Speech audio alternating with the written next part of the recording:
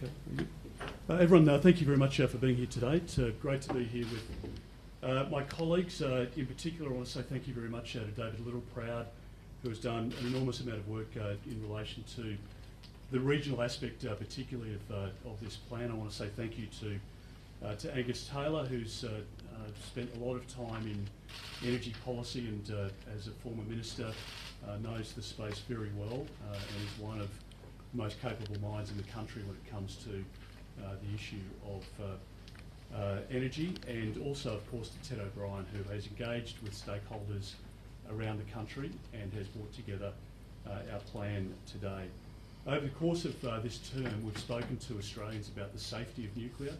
Of course, the Prime Minister signed up to the nuclear submarines and therefore sent a very clear message to Australians that there are no safety concerns about the latest technology in relation to nuclear. We spoke about disposal, and the government signed up to disposing waste, including the end-of-life reactors, under the AUKUS submarine agreement. We spoke about the locations, and we identified 7 end-of-life coal-fired power stations across the country because we have existing poles and wires on those sites, which saves a dramatic amount of money, which is reflected in the work that we present to you today. We dealt with the sites, and it comes down to now the cost, and it comes down to the timelines. I'll come to the cost obviously in a second. In relation to the timelines, the AUKUS legislation that enables the nuclear reactor to be a part of our defence force and to be a key technology for us to defend ourselves, that has been facilitated through legislation which has passed through the Parliament already. Why has it passed through the Parliament already? It hasn't taken decades to do.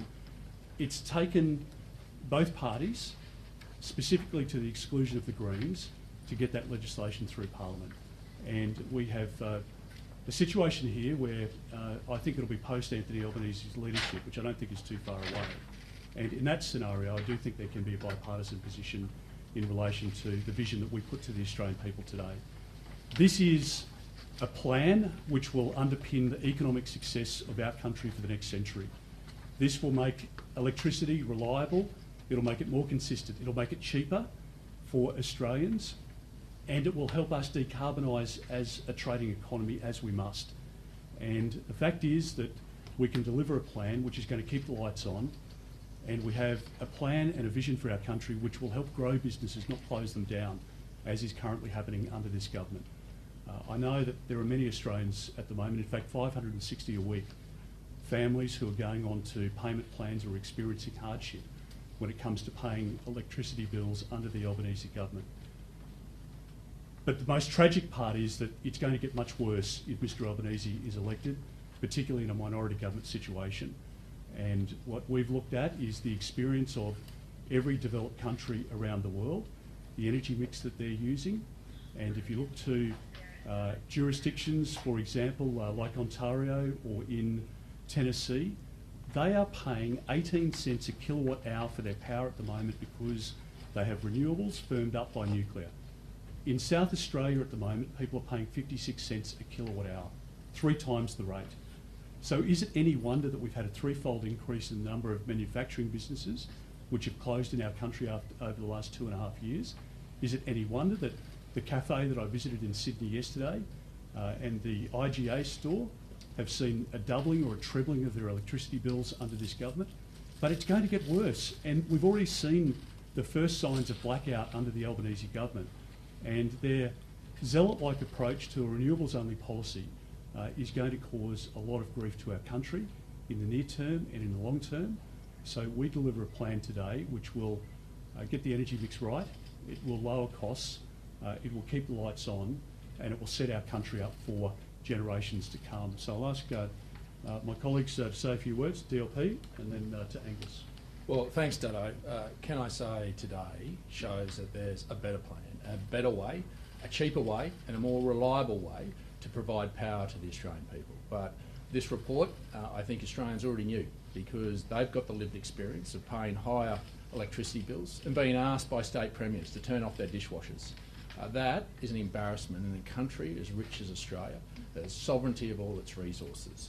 This is about legacy. This is about leaving a legacy for generations to come in making sure we have that reliable power. There is no country on the industrial scale of the size of Australia that has gone down an all renewables approach.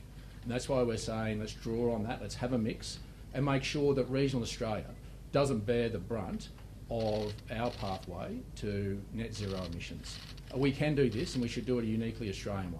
And that's why we should have a mix that regional Australia isn't littered with transmission lines, solar panels and wind turbines.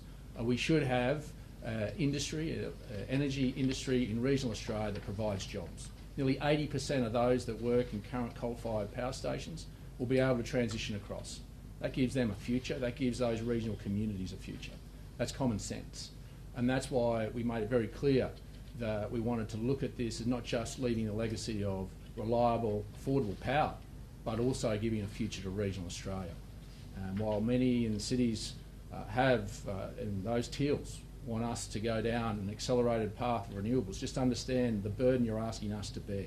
There is another way to achieve it. We're all wanting to achieve it. We're just saying this is a better way, a cheaper way, and a more reliable way to do that. That is the common sense that a coalition government will bring. I'm proud to be part of this team that's used that, that's drawn on the experience around the world. And in this country, what we need to do is change the culture. Finding reasons why not to do things, but backing ourselves and getting on with the job and doing it. That's what a future coalition government will do. We're going to get on with the job and we're going to do this. We're going to do this and leave a legacy for our nation that ensures that we have the standing of living that we have today. That's the responsibility that Peter and I are bringing to this. I'm proud to be part of this, and this report today just reinforces that there is a better way. Thanks, Justin. Thanks, David. Well, it's great to be here with my colleagues for this very important announcement. An announcement of a plan that is visionary, that's realisable, and most importantly, is affordable. A 44% reduction in the cost of energy for Australian consumers. That is what this plan is all about. Now, right now, Labor is taking us on a pathway to economic ruin. We've seen GDP per person going backwards for 7 quarters in a row, almost 2 years of household recession. We've seen our standard of living collapse in front of us. Unprecedented. We haven't seen this before. The worst of any of our peer countries. And Australians are paying a high price for it. Right at the heart of that is the complete failure of this government to deliver on their promises on energy. Promised $275, no sign of that. All we've seen on energy is higher prices and higher emissions at the same time. The exact opposite of what we need. This plan is about getting us back on track.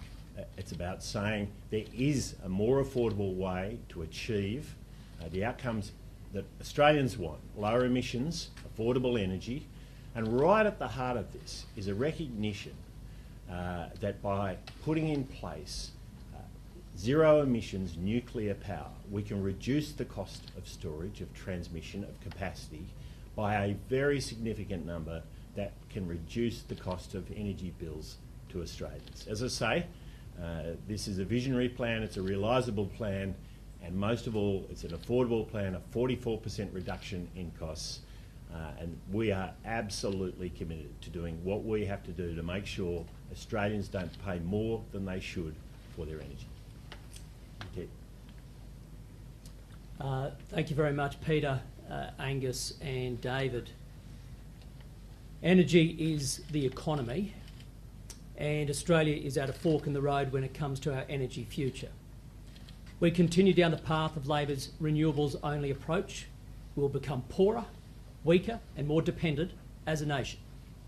We adopt the Coalition's balanced energy mix and we become wealthy, strong and fiercely independent well into the future.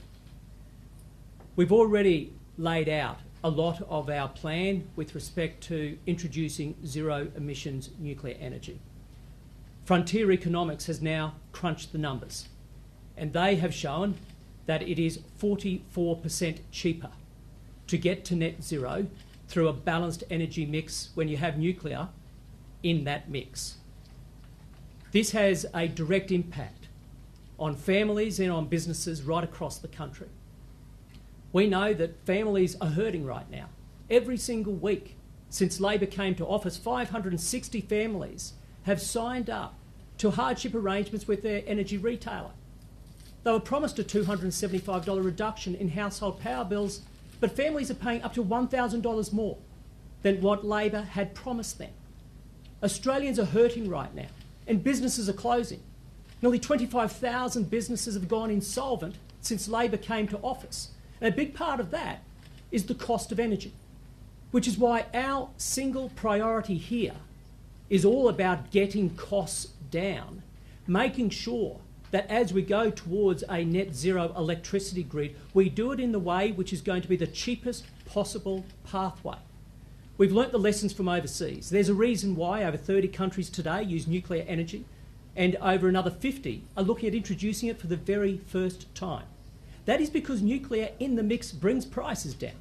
Only recently we had the United States Department of Energy, the DOE, issued their own analysis showing that if you compare a renewables only pathway to a renewables plus nuclear pathway, the renewables and nuclear pathway is 37% cheaper. And so today we see published Frontier Economics report comparing Labor's renewables only pathway to the Coalition's balanced energy mix. Its conclusion is that with a balanced energy mix under the Coalition, it'll be 44% cheaper. That's $263 billion less than what would otherwise have to be paid under Labor's plan. That's around $10 billion every single year. Our priority is to put the Australian people at the centre, and that means we have to drive costs down, and Frontier Economics has now done the work independently, and they have shown that with nuclear as part of a balanced energy mix, it will be 44% cheaper than Labor's renewables-only approach. Ted, thank you. We'll take questions starting here, and we'll just work around one by one. So if you'd like to start off. Yeah, this is switching gears from this topic. Well, why don't we stick to this topic, and then we're happy to cover other issues. Yeah, please. Your nuclear plan has a small percentage of gas in the future energy mix than the government's. Does this plan actually move out fossil fuels earlier than expected? Well, what it says to Australians is that we have a plan which is a sensible mix of energy sources. We add nuclear into it. But what I'd say to every Australian today is that at the next election, people can vote for higher electricity prices under Anthony Albanese, or they can vote for a system where we won't have blackouts, where we'll have consistency of power, but importantly for families right now, we'll have cheaper cost electricity. And so that means the mix that we've adopted has that target in mind. I don't make any mistake at all for making very clear to the Australian people that our priority is to bring their power prices down. Because when we go out to speak to small businesses, when we go to the IGA or we go to a butcher shop or a shop where they're using cold room storage, their prices are going up. It's not just your home electricity bill as well. And so all of that is being passed on to consumers through higher grocery prices. So when you go to the shops and you're paying more for your groceries, it's in big part because of Anthony Albanese and Chris Bowen's bad energy policy. So we have looked at the mix, and the mix will be about how we achieve that cost reduction, and 44% cheaper than Labor's power prices over the course of the decades ahead, I think will be an incredibly significant difference between the two parties. And Ted, you might have a bit more to say on that. Thanks, Peter. We need to get prices down. Now that means we need to pour more gas into the system. We shouldn't be closing our baseload power stations prematurely as we continue to roll out renewables. As coal retires from the system, it should be replaced with zero emissions nuclear energy, because nuclear is also an always-on 24/7 source of energy, and it is going to be critical so that we can get prices down, keep the lights on as we reach net zero. Okay. Yep. Infrastructure projects aren't known in Australia for coming in on time and on budget, so why should this be any different? Well, I think at the next election there's a choice between the Prime Minister and what you've seen of his leadership style and abilities over the course of the last 2.5 years, and our plan, which will be a vision for our country. It's about how do we underpin the economy with a stable energy market where the lights can stay on. You have to overbuild this system, and the amount of extra infrastructure required under Labor's plan to your point, is going to be expensive and over budget and over time, because you need to overbuild. So think about it this way. If you've got solar panels on your house at home and you're charging up your car during the day, you can't store energy into your battery. You can't add the energy at the same time to your car and to your battery at home. And so this is why their system is being overbuilt so dramatically. And this is a cost that's already being passed on to consumers now. And so our plan, I think, when you look at somebody like Frontier, they are, I think, the best in the business. Let's be very clear about this. They've done millions of dollars of work for Labor governments. The Prime Minister never made a criticism about the assumptions in relation to the first report, where it projected that Labor's plan was going to cost about 5 times more than what they were telling you.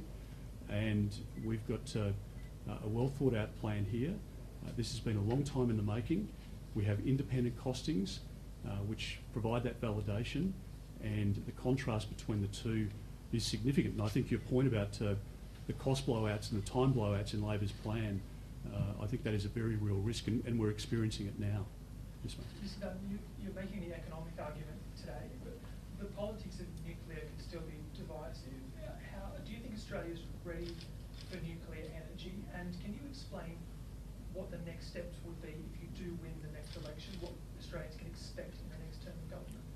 Well, I think, as Ted pointed out before, our country is at a crossroad, and if you look at every other comparable economy around the world, of course, they have adopted or have signed up to a use of nuclear energy. We just can't pretend anymore that part-time power is going to run a full-time economy. We have to make the decisions that are in our country's best interests, and it takes the strength of the coalition to be able to do that, because we're better economic managers. Labor can't manage money, which is what we're seeing in the economy at the moment, particularly in Victoria. And if we look at the international experience, in Asia, in North America, in Europe, all of these countries have recognised the fact, firstly, that there is no hope of achieving net zero by 2050 without nuclear in the system firming up renewables. I think it's a really important point to make. President Macron has said this. President Biden has said this. Keir Starmer has said this. Prime Minister Trudeau has pointed this out. And as we saw at the recent COP gathering, all of those countries and many more have signed up to more nuclear into their system. I think Australians are smarter than what the Prime Minister credits. And I think Australians are well read. They understand what's happening internationally, and they understand that the latest technology, nuclear, is zero emissions. It's going to provide 24/7 baseload power so we don't get the Labor blackouts, and it's going to bring prices down by 44% compared to Labor's cost, which will be the difference between families being able to pay their bills and not. It'll be the difference between pensioners, whether they can keep the lights on and keep their air conditioning running over summer. And it'll make the difference for that small business at the moment, which is closing under Labor and their 100% renewables policy. Yeah. So, if you started building the first nuclear plant for this scheme today, tomorrow, let's say, it's 12 years from now until 2036 when it's supposed to be switched on, is there ever been a nuclear plant built that quickly? There are many, the UK has tried to do that and it's years out of date with its project, years behind budget, behind schedule for its project. The US has tried to do the same thing and it's years behind. Why would we have to actually build that in 12 years? Well, let Ted add to this, but again, I think we should look at the international experience. Now, you can take a scenario where there's a bespoke approach and thousands of system and design changes, which does blow out the cost and the time to acquire the technology to introduce nuclear power. That's not what we're proposing here.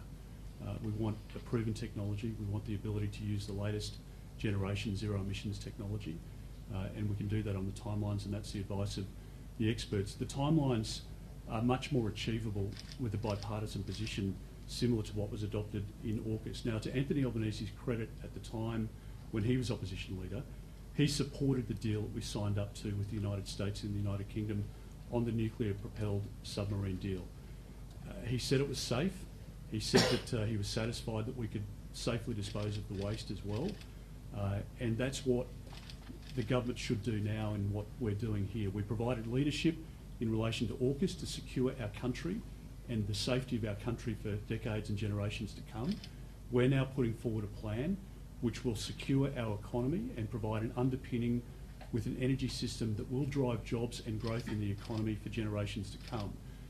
And we can achieve those timelines in a more condensed way if Labor is able to follow the leadership that we've given. Unfortunately, the Labor Party is led by a very weak and incompetent Prime Minister at the moment, but I think that's not far off changing. So Ted, you might add to that. Thanks, Peter. On timelines, the Coalition's plan is consistent with the international average timelines. It is consistent with the International Atomic Energy Agency's advice. The construction period is consistent with the Albanese government's Nuclear Technology Agency's advice. And so our plan is consistent with the best advice that you can receive both domestically and internationally. I think it's notable that Tony Irwin, who commissioned the nuclear plant that we have for medical isotopes in Sydney, says that in fact that plant is a far more complicated one to stand up than a standard power plant. He's also commissioned 8 nuclear power plants around the world. And he's made it very clear that when it comes to the one that we've already done in Sydney, a nuclear reactor, that was done on time and on budget and within 10 years. You claim that the capital cost is 44% cheaper than Labor's plan. By how much do you calculate the price of people's electricity the consumer will reduce, and what are the timeframes for that? Well, we'll have more to say about our energy policy in relation to the near term, because it's incredibly important that people get help now, and we're determined to do that, as we said before. The government has ramped up electricity prices after promising to reduce it by $275, and people are now paying $1,000 more than what Labor had promised. And that is just the start. Let's be very clear about it. Another 3 years, particularly of a Labor Greens government, is going to see escalation in electricity and grocery and gas prices like our country hasn't seen before. So there's a near-term picture of support that we need to address, and we'll talk more about that. In relation to the work that's been done, the independent costings that we've got today, it shows that 44% cost differential, so 44% cheaper under the Coalition's energy plan than Labor's energy plan over the period of implementation, and lower emissions from 2050 on under our plan as well. It's important to point out. So if you look at the work of Frontier, it shows that in black and white, and Ted, you might add to that as well. Indeed.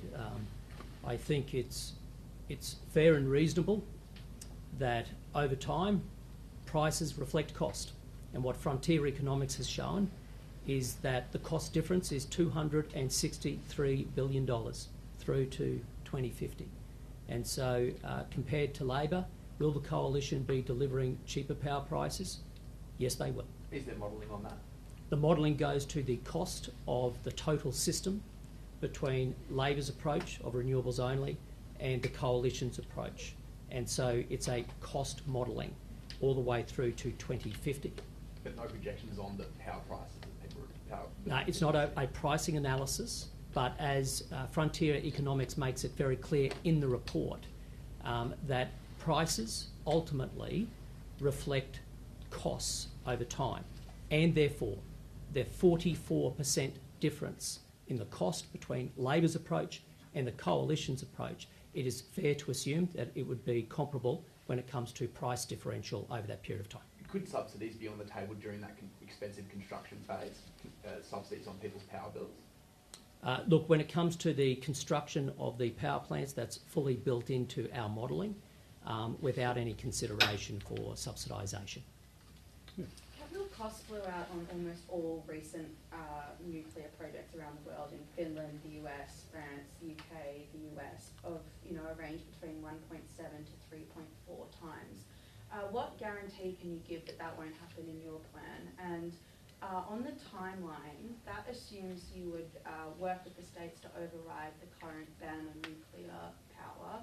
What progress have you made since you made your announcement 6 months ago?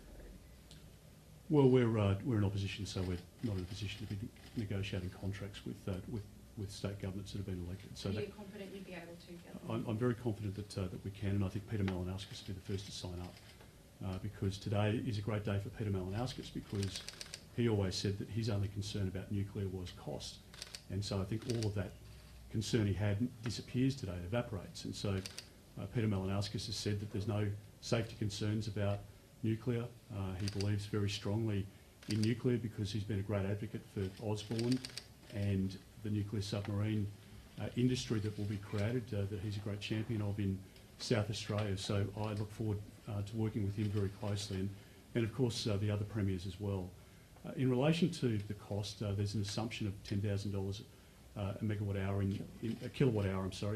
Megawatt hour in the assumption that Danny Price has used in the capital cost. Now that is higher than the cost that the CSIRO has adopted, and both modellers obviously have looked at the international experience. So I feel confident about where we are. We've not provided any radical approach or departure from the learned experience, and I think if you look at some of the individual sites that you've sort of cited in your question, there's again thousands and thousands of variations in some of those sort of purpose-built arrangements. That's not what we're proposing here. We could have decided when we were in government to build an Australian-made nuclear submarine. We didn't do that. We used the existing technology from the Americans and from the Brits, and that's why it's a sensible proposal, both in terms of the nuclear propulsion system for the submarines and the latest technology that we want to adopt under this model as well. Given the reason 90% of coal generation is due to close over the next 10 years is economic rather than technical, how would the coalition ensure they stay feasible over that time? Would subsidies need to be considered to keep them open through that transition? Well, that's of course it's a good question, because of course that's what's happening now. Labor governments in New South Wales and in Victoria, and perhaps under the Palaszczuk government here, but under the LNP government in Queensland. So in Queensland, New South Wales and Victoria, the state governments are all negotiating or have negotiated an extension of the coal-fired power station sites, because they know without that the lights are going out. And so that is already happening. But as I say, our priority is to make sure that pensioners can keep their air conditioners running through summer, to keep their heaters on during winter, to make sure that small businesses can afford to pay their power bills, and we will do whatever it takes to make sure that the cost of electricity in our country is reasonable. And at the next election, the Prime Minister is only promising to further increase electricity costs, which really will... I mean, what Labor's doing in the energy policy at the moment is killing the economy. It is really doing a lot of damage, and long term. So that overbuild that I spoke about before is already being reflected in people's electricity bills. And this is why we're paying 3 times the cost for electricity in our country compared to other markets where they do have a renewables plus nuclear mix, which is our plan. Would you expect to have to support these coal generators to stay open, and is that factored in the price? Well, we've, as I say, there's not a great deal of transparency around the contracted arrangements, and Ted, you might have some more detail on this, but I think the Victorian government, for example, has refused to release that detail. In WA, I think there are similar discussions going on. I'm not sure whether a deal's been arrived at or not, but there's obviously a commercial payment that's been made that hasn't been declared, but there are reasonable assumptions in relation to that in this work.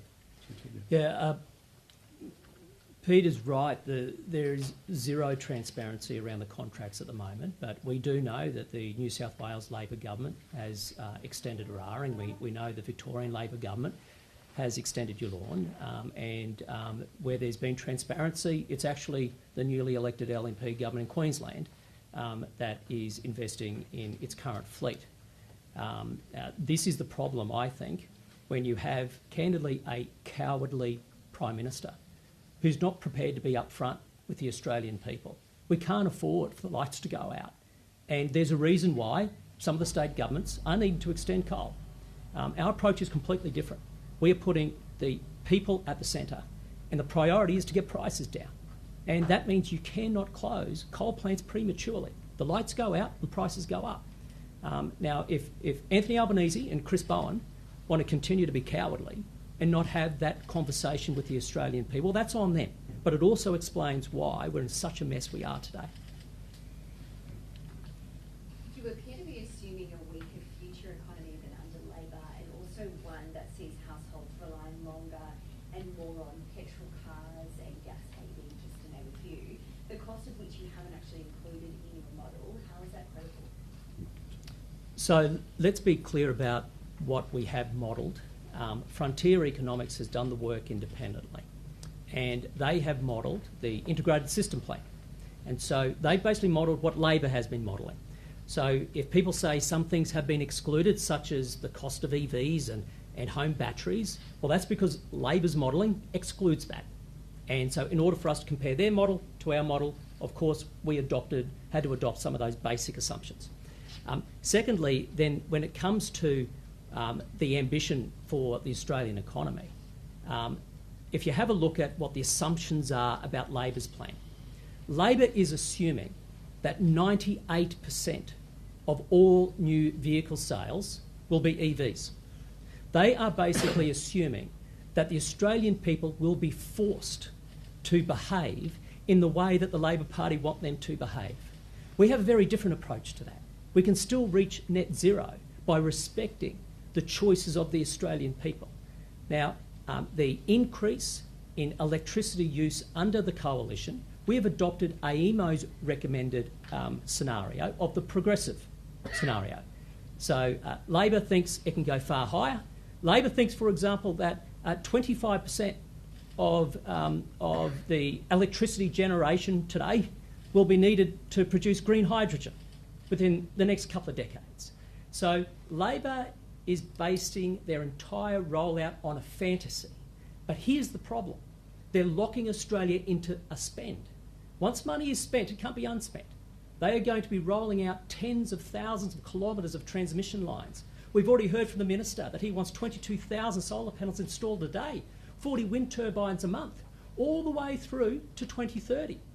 Basically carpeting Australia. Why? Because Labor believes they can force the hand of every Australian to behave the way Labor wants them to behave, to electrify exactly how Labor wants them to electrify. And what happens with an overbuild is someone has to pay for it, and it's typically consumers or taxpayers. Now, the approach that we have taken, again, is a demand profile for electricity that the market operator has also recommended is very feasible, one that's far more realistic, and one that actually has a more ambitious growth in energy use than our historical past in Australia. And so that's the difference. Ours is realistic, theirs is a fantasy. You are relying on coal and gas, which has shot up, both prices have shot up over the past few years. So why should we trust that this is going to work? So if you look at the modelling from Frontier Economics, you see that one of the reasons you have a cheaper grid, and this is shown all around the world, is you need to maintain a form of always-on 24/7 baseload power. Now, if it's not coal, well, it's got to be nuclear. And this is why we need to maintain that 24/7 baseload power, because these big power stations, which are always on, they last a long time, and you can spread the costs over a long time.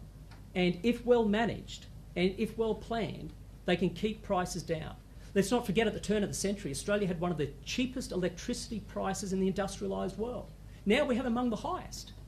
Now, if you look at one thing that keeps prices down, it's that always-on 24/7 baseload power, which is why renewables have an important role to play. They will continue to play an important role as part of a balanced energy mix. But you cannot base an entire economy on part-time electricity. We need full-time power. Australians and businesses need to be able to turn the lights on, turn the machines on when they need it. And in order to do so, you must have that 24/7 always-on baseload power. Right now, that's coal, and in the future, it'll be zero-emissions nuclear energy. Just a point of clarification, is it the case that you're modelling less power in 2050 demand, less power demand than under Labor's assumption? Is that the case? We are assuming that Labor's demand profile is too high. We believe, in fact, it could never be achieved, because as Labor continues to build out this fantastical program that it has, prices are only going to keep going through the roof. Businesses won't even be here to use the electricity they suggest is going to be used. And again, Frontier Economics has done the work on this, and they have proven that time and time again there has been overly optimistic projections for energy. We believe that a more realistic pathway that the market operator itself has identified is the progressive pathway, far more ambitious than our past as a nation. But it avoids us over-capitalising, overspending. And that's one of the problems we see with Labor's plan. Isn't there a risk, though, that further down the road, you will have to make up for any shortfall, that, you know, there might be a massive take-up in EVs in the coming years? Has that factored in at all? It has factored in, and again, based on all the trajectories we see today in the real world, then the progressive scenario is by far the more realistic one. And again, I go back to frontier economics. They don't muck around.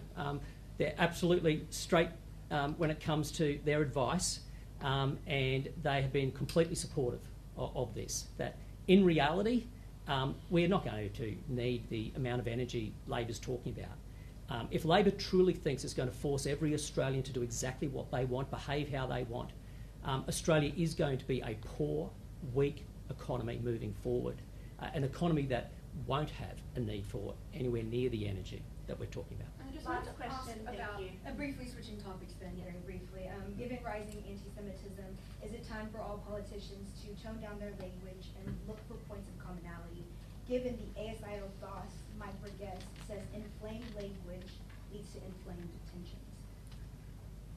Well, I think if you look at the last 14 months, it's been a period of shame in our country where we've allowed anti-Semitism to emerge and flourish, and it's something we should, as a nation, really reflect on this Christmas. There are a lot of Australians of Jewish heritage who have been in our country for a long time, including some Holocaust survivors who are thinking about leaving our country because they feel it's unsafe to live here.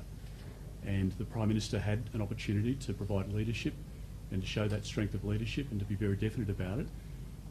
When the steps of the Sydney Opera House were occupied by an unruly mob chanting anti-Semitic chants.